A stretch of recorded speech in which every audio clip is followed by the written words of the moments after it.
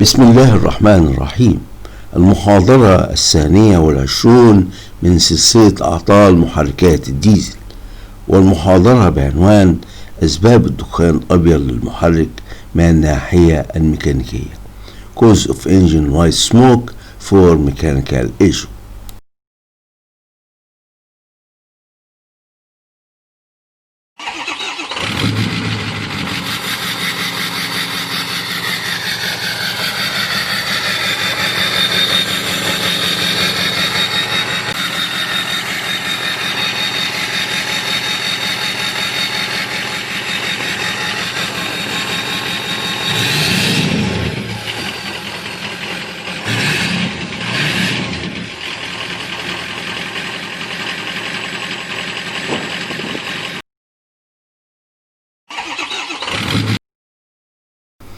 الدخان الأبيض. تم التركيز على أسباب الدخان الأبيض الصادر من المحرك في محاضرة سابقة من ناحية نظام الوقود الفيول سيستم. أما هذه المحاضرة فسوف نركز على أسباب حدوث الدخان الأبيض والسموك من الناحية الميكانيكية ميكانيكال إيشو. الدخان الأبيض مؤشرا على وقود ديزل غير محترق. White smoke is an indication of unburned ديزل فيول.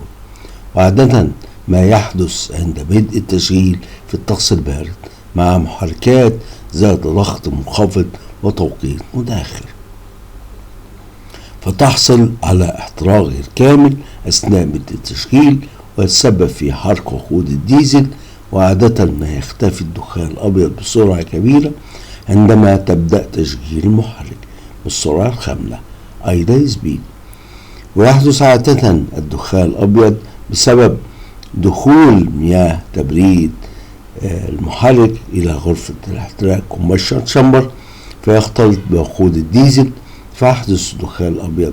وإذا صار العادم الأبيض على المحرك الساخن فهذا يدل على وجود عطل في إحكام جوان رأس الأسطوانة أو شرخ في رأس الأسطوانة أو جسم الأسطوانة، ويمكن أن تسبب شمعات التوجه التالفة أو وحدة التحكم لشمع التوجه العاطلة في حدوث دخان أبيض عند بدء تشغيل المحرك.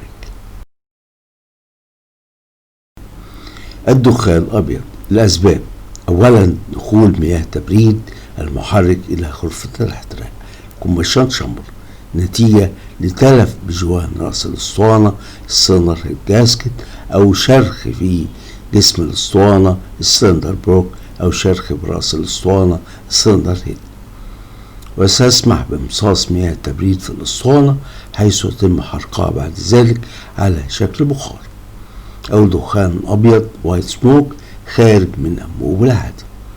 وسيسمح الغازات العادم بالدخول إلى نظام التبريد مما ينتج عنه نظام تبريد مضغوط مصحوب بارتفاع في درجة الحرارة، ويؤدي كذلك إلى انتفاخ خرطوم المياه عند تركيبه، وكذلك تلف الراديتور والخراطيم ومكونات نظام التبريد الأخرى وانخفاض مستوى سائل التزييت مما يؤدي إلى ارتفاع درجة الحرارة.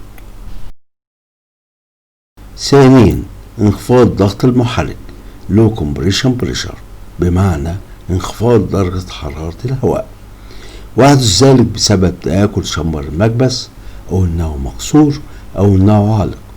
ويحدث أيضا بسبب تآكل قميص المكبس.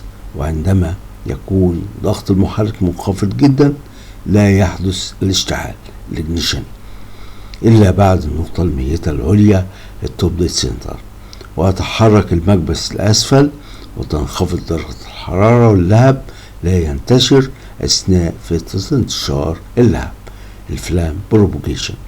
اللهب يختفي والوقود يتبخر أثناء فترة الاحتراق، والوقود الغير محترق يخرج من نهاية هذه الفترة، لذا نرى دخان أبيض وايت سموك. A low compression pressure sometimes also produces white smoke.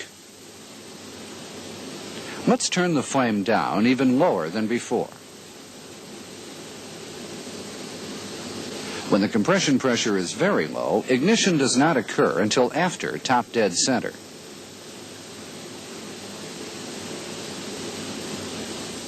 Since the piston is already going down, the temperature drops and the flames do not spread during the flame propagation period. The flames soon go out and the fuel evaporates during the direct combustion and post-combustion periods. The unburned fuel is discharged at the end of these periods. That's why you will see white smoke.